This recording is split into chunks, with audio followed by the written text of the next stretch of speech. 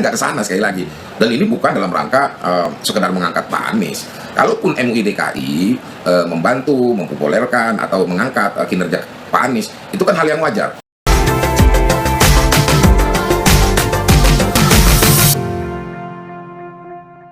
Hai guys, Assalamualaikum warahmatullahi wabarakatuh. Salam sejahtera untuk kita semua.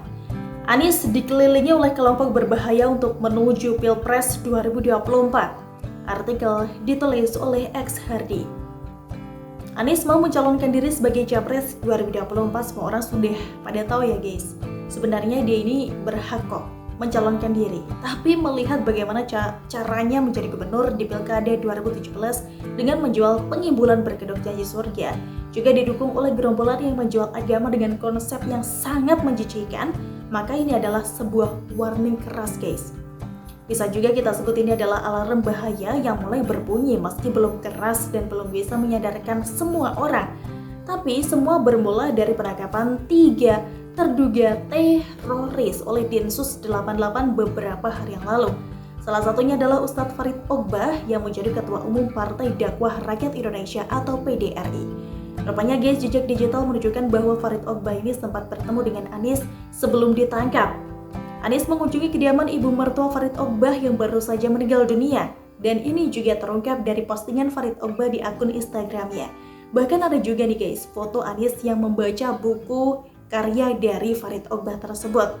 Satu hal yang kita tahu, logika ini sangat simpel sekali guys. Kalau tidak kenal baik, apakah Anies akan melayat? Jadi Anies dan Farid ini pasti minimal saling mengenal dengan baik ya. Lagi pula ada foto lain yang menunjukkan bukti kalau Anies ini berfoto dengan sejumlah orang dan salah satunya ini ada Farid Ogbah. Jadi bisa kita simpulkan mereka ini adalah satu kubu guys. Nah, sebelum sampai ke kesimpulan terkait ini, coba pikirkan lagi deh guys, Anies ini dikelilingi oleh orang yang seperti apa? Rizik, kelompok tukang demo 212 dan lain-lain. Mengerikan bukan? Rizik terkenal sebagai biang keributan guys, arogan dan tidak takut dengan pemerintah. Bahkan seringkali menghina pemerintah dengan sebutan kasar. Lawannya dimaki dan disumpahi dengan kalimat-kalimat layaknya preman yang tidak pernah diajari adab dan juga etika. Belum lagi provokasi-provokasi yang dilakukan dengan kalimat ancaman yang meresahkan. Anies bisa dekat dengan orang seperti Rizik. Ini adalah kegilaan yang meresahkan ya. Kalau tidak dekat, kenapa Anies berkunjung ke kediaman Rizik setelah dia pulang kembali dari Arab Saudi? Kalau tidak berhubungan baik, Anies takkan mau mendatangi Rizik kan guys? Gerombolan 212 ini adalah pasukan yang dikomandoi oleh Rizik Shihab. Pada Pilkada DKI 2017 guys, cara apa yang mereka pakai untuk menjaga lawan politiknya? Ya, mempolitisasi agama dengan cara yang teramat kotor. Surga diobrol murah seakan tidak ada harganya. Azab dan neraka pun juga begitu gampangnya keluar dari mulut kotor mereka. Ups. Ada ancaman tidak mensolatkan jenazah guys. Gerombolan ini mendukung siapa? Anies bukan?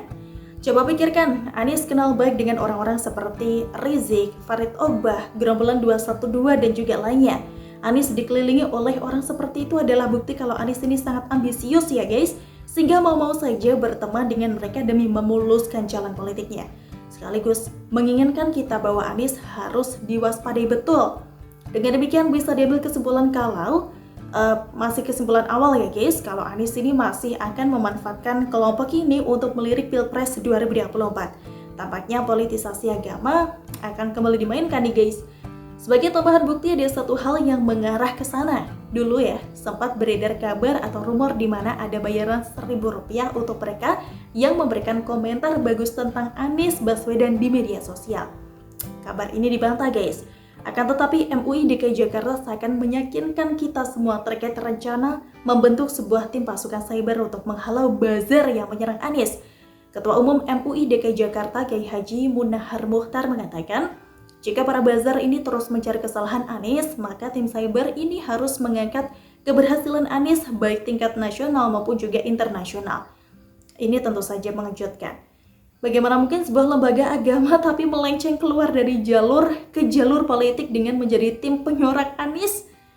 Apalagi beberapa waktu lalu MUI juga pernah menyebutkan kalau buzzer itu haram ya guys. Dan sekarang MUI DKI justru mau membentuk buzzer pembela Anies. Ini adalah kemunafikan yang sangat nyata. seolah buzzer halal untuk mereka tapi haram untuk orang lainnya. Siapapun tahu guys, dalam politik keberadaan buzzer itu adalah sebuah kepastian ya. Siapapun pasti punya buzzer karena buzzer ini secara sederhana berarti pendukung. Hanya saja MUI DKI kelihatan menafiknya. Dan hal ini kembali mengarahkan kita ke dana hibah yang diterima oleh MUI DKI yang nilainya lebih besar 5 kali lipat dari yang didapatkan oleh PBNU dan juga Muhammadiyah. MUI guys ini mendapatkan 10,6 miliar rupiah. Kemudian PBNU Jakarta hanya mendapatkan 2,07 miliar rupiah dan PB Muhammadiyah Jakarta mendapatkan 1,89 miliar rupiah. Meski Pemprov DKI buka suara dan klarifikasi, rasanya sulit dipercaya. Apalagi MUI DKI jelas berpolitik dengan mendukung satu sosok tertentu. Bukankah Presiden Jokowi sudah banyak difitnah buzzer sebelah?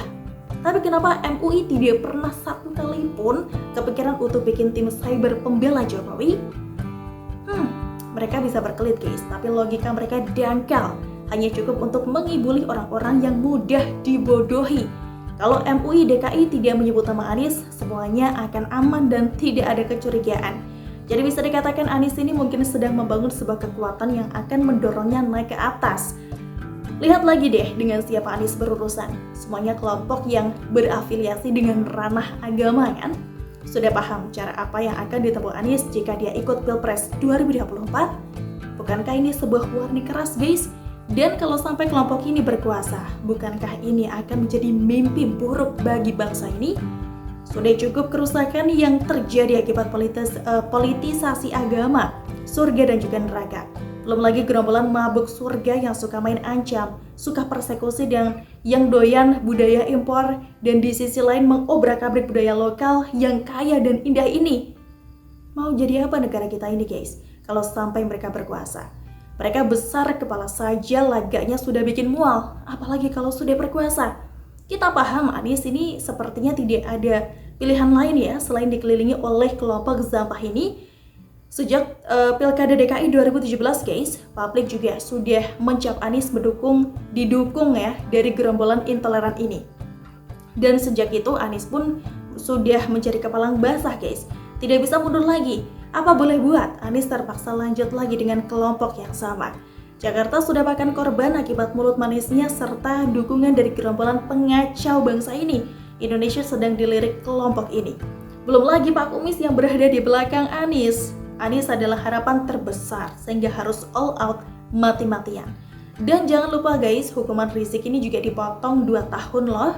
Yang artinya Rizik akan ikut meramaikan Pilpres 2024. Dukung siapa kira-kira? Ya siapa lagi lah ya kalau bukan Anies. Tidak mungkin kan kalau dukung Xi Jinping? Gimana nih menurut kalian guys? Coba tulis pendapat kalian di kolom komentar ya. Terima kasih sudah nonton Suara Rana. Kita ketemu lagi besok. Sampai jumpa. Wassalamualaikum warahmatullahi wabarakatuh. Farid bertemu Gubernur Anies sekitar 3 hari sebelum Farid dibekuk Densus 88, yakni pada 13 November 2021 lalu. Ia pun menjelaskan alasan pertemuan keduanya adalah sebuah kunjungan dari Anies untuk Farid yang baru ditinggal sang mertua meninggal dunia.